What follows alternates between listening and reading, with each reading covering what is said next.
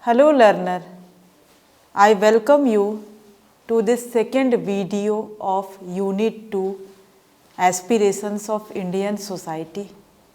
In this video, we will discuss about the role of education relevant to Indian society. Now before starting the video, I would like to introduce myself. I am Dr. Neel Kamal Saran, faculty of School of Education, IGNOU. In the present context of human societies, education emerges as a single most important tool in bringing about both social change as well as social sustenance. Education serves as an important instrument of social change by liberating people from the darkness of ignorance, ritualism, and irrational belief. It enables people to provide logic to thought, action, and behavior. Education also works as a social sustenance mechanism by instilling the values, aid attitudes in people that are human and uplift the ideals of mankind. In the Indian context, education has to be instrument in achieving the cherished aspirations of Indian society. Now, after going through this video lesson, you will be able to explain the need of self-esteem and self-actualization, and also you will be able to discuss the role of education in achieving these social aspirations. Now, I have already said that in the Indian context, education has to be instrumental in achieving the cherished aspirations of Indian society. So, the first one is self-esteem and respect. Joel, 1987, he said that in the year 1987 said that man does not live by bread alone. What does this mean? A person, if he or she is given or his or her need of bread is fulfilled, can he or she be able to live in a good manner, in a self-satisfied manner? No, it is not true. Man cannot live by bread alone. He needs something more than that. His emotional need should be fulfilled in the society. He needs that needs if that needs are not fulfilled, he is not able to survive in a satisfactory manner. Maslow has pointed out the needs of human beings for security, love and respect, other than the satisfaction of his basic requirements of food, clothing and shelter, that is physical need. Maslow has given a hierarchy of need. In that hierarchy, the lowest level of need is physiological need, that is food, clothing and shelter. But human being cannot live if only this basic need is fulfilled. He or she wants that his another need like love and belongingness need, he needs to be respected. Those all needs should be fulfilled in order to lead a satisfactory life. So, for the progress of any society, it is essential that man's basic emotional nature is understood by his fellow beings and his intellectual and spiritual needs are fulfilled. Thus, An atmosphere is created wherein there is a mutual respect amongst all members of society, and a new social order emerges without discrimination, inequality and marginalization. This is the need of time, that such an atmosphere is created where the human being get respect among the members of the society without any type of discrimination, inequality and marginalization. Education can be a very important medium for the development of such a social order. School is an arena where the child learns to form relationships in society. It is generally agreed that the human personality grows, develops and matures through relationships with others. But the school has to ensure that the relationships are not based on wealth, social status, material possessions, etc. And you, being a prospective teacher, you should be able to ensure that in your school the relationships are not based on any type of wealth or social status or any kind of material possessions. The values of honesty, you need to inculcate the value of honesty, cooperation, hard work among your students right from the early years of their education. Then they will grow up to be individuals who strive for excellence through their dedication and commitment, and will respect all fellow human beings who toil hard and achieve their goals in their fields of work. Such individuals will never have elitist notions of one form of activity being superior to another, as long as they are socially relevant. According to Joel, man live by their work, and it has much more than mere survival value for them. What does it mean?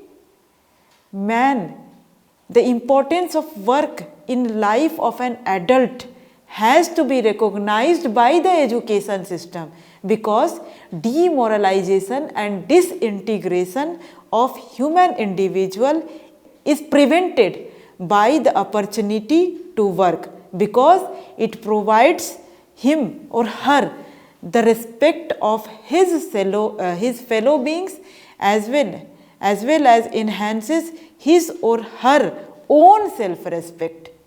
In order to get the respect from the fellow beings and to enhance his or her self-respect, man need an opportunity to work. If it is not given to work, if he or she is not given an opportunity, their emotional need will not be fulfilled. They live by their work, and it is much more than mere survival value for them. Also, it is not idleness, but the frustration in that idleness sets in operation the regressive process through which men break down and lose their self-esteem and respect of others. So, in order to maintain the self-respect, self-esteem and respect towards self, it is important that man should be given an opportunity to work in the society. Thus, education has to be geared for the development of various skills and competencies which will provide employment opportunities. The ideal of vocationalization of education envisaged in NEP 1986 has to be achieved in India if we have to create an atmosphere of mutual respect, and NEP 2020 also emphasizes the importance of internship, development of skills among the students. So, these skills needs to be developed if we want to make our individuals satisfied and contribute towards the nation. The education system should also inculcate in students the respect for different religions, beliefs, rituals, etc. This will develop secular ideals in students right from childhood. Secularism is essential for the achievement of all Indian aspirations. This country thrives on respect and tolerance for all religions, and all future citizens should learn to appreciate such an ideal in an unbiased manner. Remember, it should be developed in an unbiased manner. We should not be biased for a particular religion, particular belief, particular religion, particular state, and for a particular language. Educating for mutual respect is incomplete if it fails to provide women their rightful position and respect in society. We need to inculcate among our children that it is not true that women should be discriminated. It should not be there. It should not be done that women should be discriminated from the opportunities. They should not be given the opportunities as we are giving to men. They also have equal right and respect in the society. Similarly, empowerment of women and their participation in all spheres of national activity has to be made a prime goal of education, and it is on the soldier of you being a teacher. You need to inculcate these values among your children. Efforts has to be made to eliminate gender bias and sex stereotyping in any portion of the curricula. The curriculum should be such that it should eliminate the gender bias and sex stereotypes. Like there is one famous stereotype that women are not good in mathematics. This is a famous stereotype which should not be there. All the examples in the syllabus or curriculum should eliminate the gender bias and sex stereotypes. By educating women and providing them a responsible status in society, India can reduce poverty levels, improve productivity, ease population pressure, and offer its children a better future. And you, being a teacher, you have to do in your school, you need to develop these values among the future children so that they can become better citizen who can contribute in the national development. Another one is society and awareness. There is an urgent need to develop a global understanding about perspective of the ecological, economic and moral consideration of all. In the present context, it has become essential to improve all ecological relationships, including the relationship of humanity with nature and people with each other. Both are important to lead a good life, that we should improve the ecological relationship, we should improve the relationship of humanity with nature and people with each other. It becomes imperative that every nation, according to its culture, clarify for itself the meaning of such basic concepts as quality of life and human happiness in the context of the total environment, with an extension of the clarification and appreciation of other cultures and beyond one's own national boundaries. So, beyond our own national boundaries, we should appreciate the culture of others also. It is not that our culture is good, their culture is bad. We should learn to appreciate others' culture also. It has to be realized which action will ensure the preservation and improvement of human potentials and develop social and individual well-being in harmony with biophysical and human-made environment. The knowledge of ecological repercussions on the very substance of human life on earth has to be delivered through education. With the help of project and field studies, it has been clarified that poor environment makes national development impossible, as it fosters how poor environment makes national development impossible, because it fosters health problems. If we will not clean our environment, it will create health problems. Similarly, there is qualitative deterioration of natural resources. We are unnecessarily misusing the natural resources, slowing down of economic development, which increases poverty and misery. Climate disturbances are there, which endangers existence of life. I will explain this whole scenario with the help of one example. All of you must have seen one advertisement on television, that once a father and a son, they were going in their car, and because of the traffic signal they had to wait on that signal. When they were waiting for the green signal, the father who was driving the car, he did not switch off, or he forget to switch off the car. The car was on the running mode.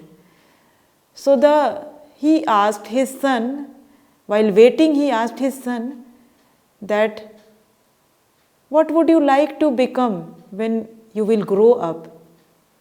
He said, Father, I will open a cycle repairing shop. Father said, why will you open a cycle repairing shop? The child said, the way you are misusing the petrol, we will not get the petrol in future for our use. So, in that case, in that scenario, all of us, people will use bicycles. Then in that case, my shop will work in a very good manner. All the people will buy bicycle. Immediately the father realizes what he is doing. By keeping his car in a switch on mode, he is misusing the petrol. So this is the natural resources which are non-renewable. We should not waste the natural resources which are non-renewable, which we cannot renew. And these misuse also create pollution, environmental pollution, which creates health problem also. So this is the basic example, and another example also you can relate to this need of environmental awareness is the COVID-19. When COVID-19 came, there was a huge need of cleanliness. Repeatedly, the government emphasized on the importance of cleanliness for good health.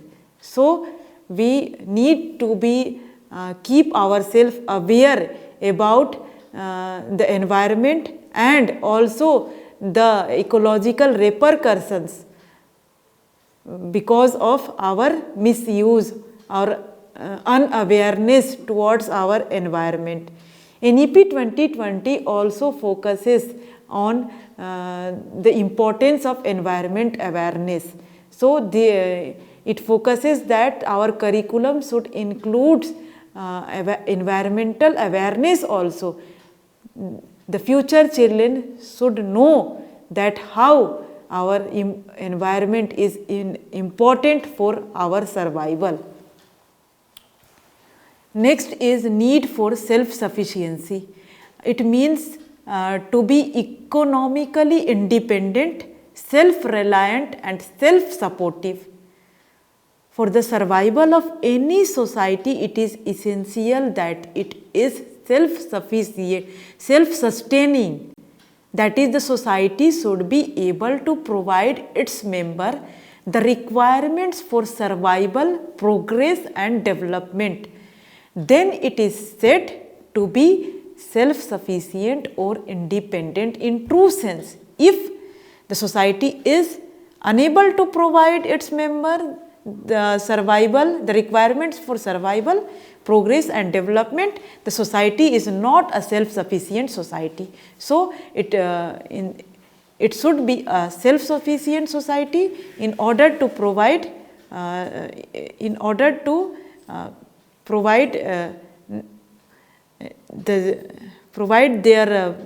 country so that they can contribute to the national development. In the 75 years of independence, India has been able to achieve self-sufficiency in almost all sectors of human activity. India has been able to produce food for the masses. It has been able to produce automobiles, textiles, chemicals, pharmaceuticals and produce most sophisticated weapons to save its territory.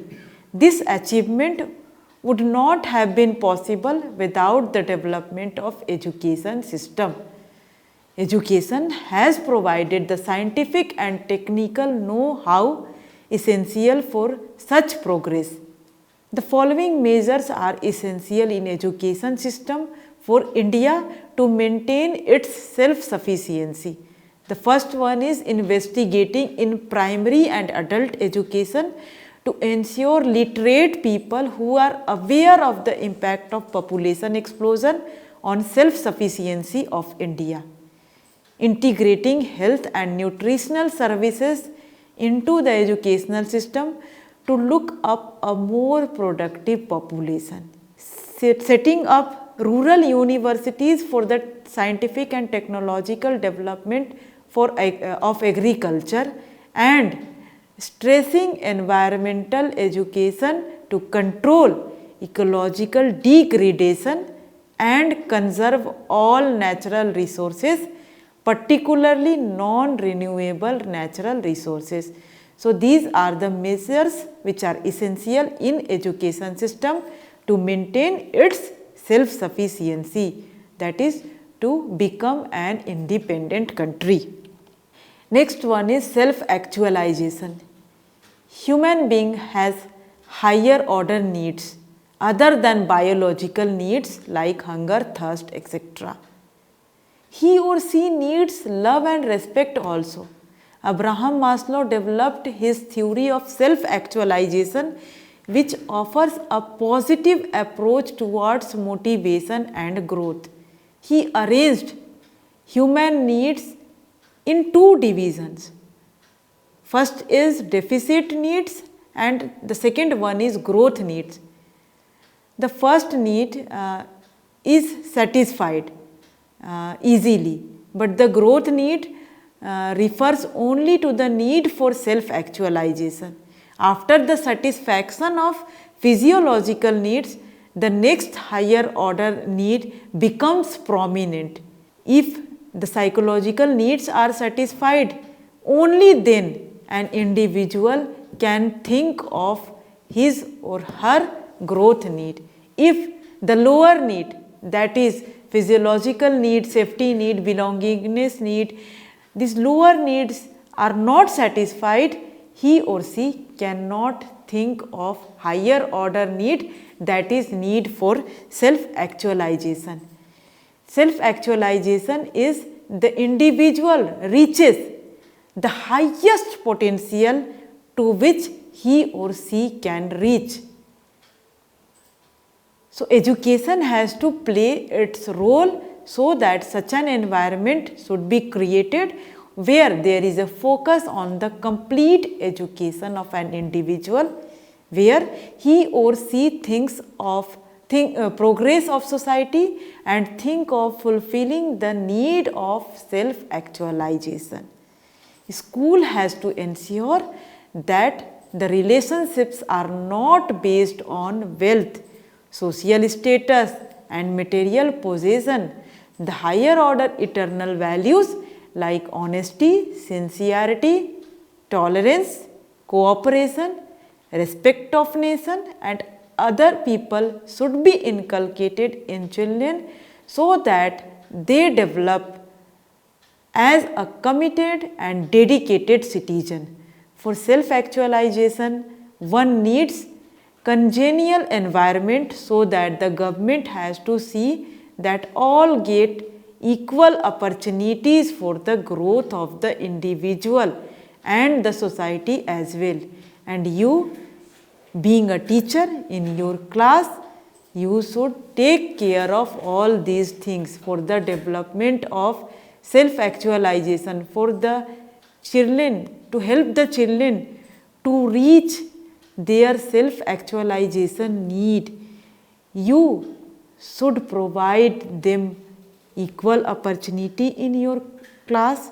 You should respect the individuality and you should provide the freedom to express their feelings, thoughts, their creativity, and at the same time you need to modify your teaching according to the needs of your children. Next is participating in national development. Indian education has to prepare citizens who can contribute to the development and progress of the nation. So the education system has to clarify the concept of development itself. In recent times, due to opening up of markets and globalization, development has come to be associated with increased consumerism. This could not be further from the truth. Uncontrolled and even increased production or demands for material goods is actually detrimental to the concept of development. It increases the gulf between the rich and poor and creates havoc with the environment.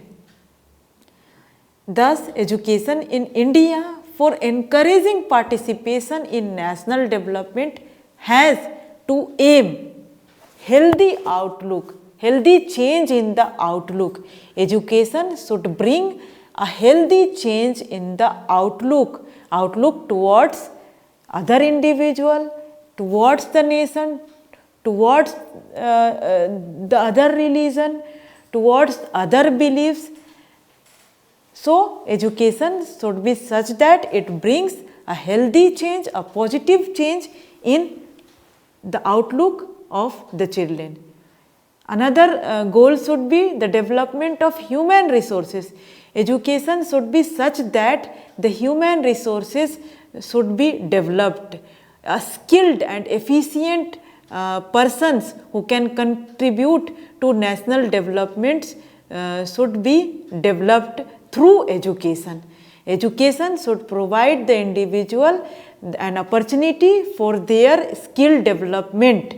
Whatever skill they have or they want to possess, the education must provide an opportunity for the development of those skills. Next is the development of attitude. Right education should be such that right attitudes should be developed among the children. The education emphasize on new knowledge, skill and attitudes that can help in the national development of the country. Next goal is development of democratic and secular values. Education must inculcate among its citizens the democratic and secular values. What are democratic values? Freedom, equality, these are the democratic values, and these needs to be developed in our children. And teacher, they should provide a democratic environment in their classroom if they want to develop democratic and secular values among their children. They should respect the individuality in their class. The another goal is national consciousness. Education must provide ideological articulation, promotion of national consciousness to help people to see their needs and problems in national perspective.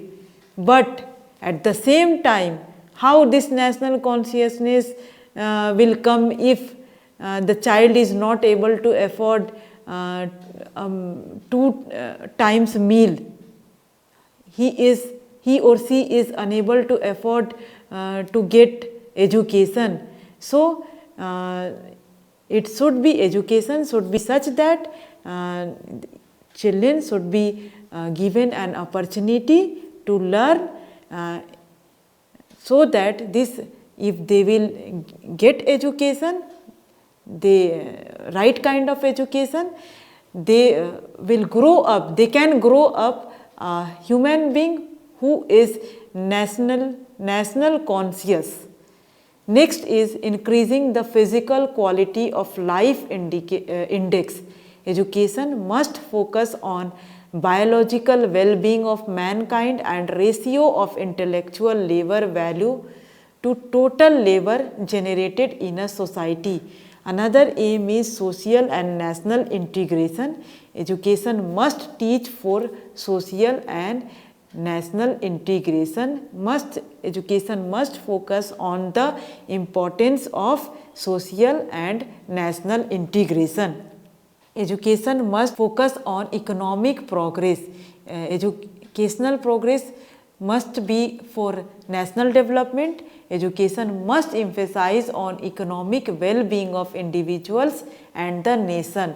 Another aim is synthesizing scientific, spiritual and cultural values. Education can bring harmony between spiritual and scientific values. Another aim is peace and international understanding. Education must inculcate in citizens the feeling of peace and international understanding in order to lead a peaceful and happy life. Next goal is prevention of environmental degradation, which is a must, and education should make the individual, should provide the individual the awareness towards their environment, and also the repercussions of the environment if we unnecessarily misuse the natural resources. So in today's video lesson, we have understood that self-esteem and respect. Education should be such that the self-esteem and respect of the individual should be taken care of. Education must provide an opportunity for the children to so that they can fulfill their growth need, and also education must be such that it inculcates among its children the national development. They can participate in the national development. There are some assessment questions. First one is explain the need of self-esteem and self-actualization, and the second question is discuss the role of education in achieving these social aspirations. Thank you.